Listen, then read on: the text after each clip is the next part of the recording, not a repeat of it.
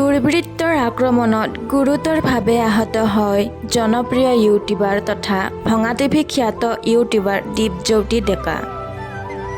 নমস্কাৰ, মই জিমিয়ে মোৰ চেনেল গাঁৱলীয়া ছোৱালী জিমিৰ অন্য এটি ভিডিঅ'লৈ আপোনালোকক স্বাগতম জনাইছোঁ। বন্ধু বান্ধৱীসকল, মঙলদৈত ইউটিউবাৰ দীপজ্যোতি ডেকাক বেয়াকৈ আক্ৰমণ কৰে এটা দুৰ্বৃত্ত দলে। হয় বন্ধু বান্ধৱীসকল, ভঙা টিভিৰ খিতেকাই খ্যাত ইউটিউবাৰ তথা আমাৰ সকলোৰে মৰমৰ খিতেকাই দীপজ্যোতি ডেকাক বেয়াকৈ আক্ৰমণ কৰে এটা দুৰ্বৃত্ত দলে।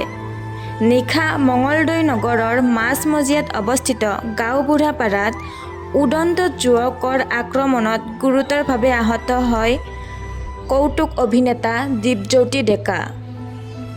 জানিব পৰা মতে এই আক্ৰমণত তেওঁ মূৰত বৰ বেয়াকৈ আঘাত পায় আৰু তেওঁ হাততো আঘাত পায়।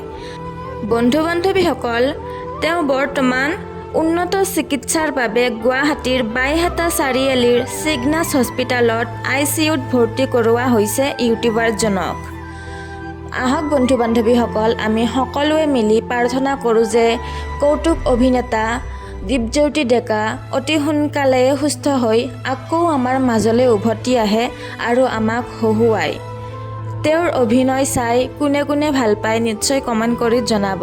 আৰু এনেকুৱা দুৰ্বৃত্তৰ কাৰণে বাৰু মানুহ কিমানখিনি নিৰাপত্তা নহয়নে বন্ধু বান্ধৱীসকল?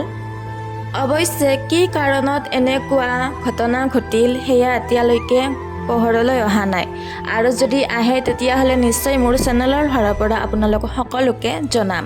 শেষত আমাৰ চেনেলৰ ফালৰ পৰা দীপজ্যোতি ডেকালৈ অশেষ প্ৰাৰ্থনা জনালোঁ যে তেওঁ আকৌ সুস্থ হৈ ঘূৰি আহি আমাক সকলোকে আকৌ হহুৱাব পাৰে আৰু তেওঁৰ অভিনয় চাবলৈ আমি ৰৈ থাকিম।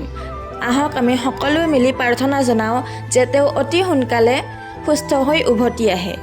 তেনেহ'লে বন্ধু বান্ধৱীসকল, আজিৰ ভিডিঅ'টি ইমানখিনিয়ে। আপোনালোকে যিমান পাৰে শ্বেয়াৰ কৰি দিব ভিডিঅ'টি, আৰু আপোনালোকেও প্ৰাৰ্থনা জনাব যাতে সোনকালে সুস্থ হয়। তেনেহ'লে আজিলৈ এৰিছোঁ, বাই বাই।